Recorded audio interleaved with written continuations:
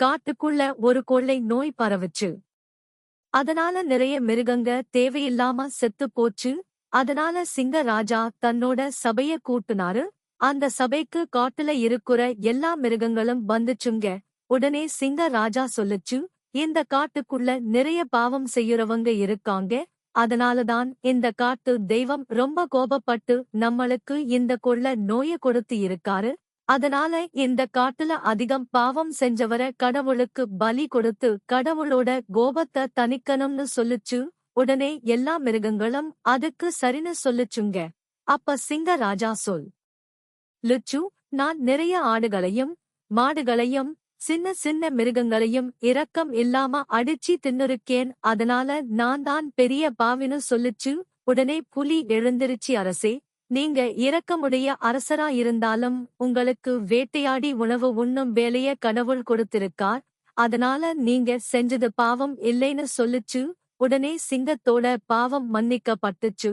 தொடர்ந்து புலி சொல்லுச்சு, நான் பெரிய பெரிய வரி குதிரை குட்டி எல்லாத்தையும் தேவையில்லாம கொன்னுருக்கேன். அதனால நான் தான் பாவின்னு சொல்லுச்சு. அதுக்கு கரடி எழுந்திருச்சு, இது பாவம் இல்லை.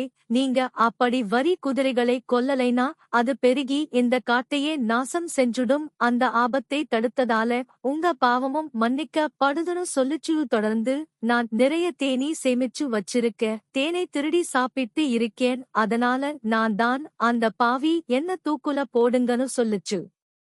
அதுக்கு ஓநாய் சொல்லுசு, நீங்க தேன் எடுக்கலைனா தேனீக்களே அந்த தேனை சாப்பிட்டு முடிக்க முடியாது.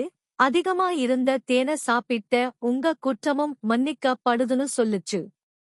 இப்படியே வலிமை வாய்ந்த மிருகங்களோட குற்றங்களும் பாவங்களும் மன்னிக்கப்பட்டுக்கிட்டே இருந்துச்சு. அப்பா ஒரு கழுதை எழுந்திருச்சு, நான் எந்த பாவமும் தெரிஞ்சு செய்யறது இல்ல.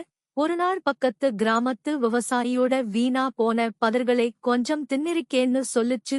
உடனே எல்லா மிருகங்களும் கோபப்பட்டுச்சுங்க. கழுதையால தான் இந்த நோய் காட்டுக்குள்ள வந்திருக்குன்னு சொல்லி கத்துச்சுங்க. உடனே அந்த கழுதை தூக்குல போடப்பட்டுச்சு.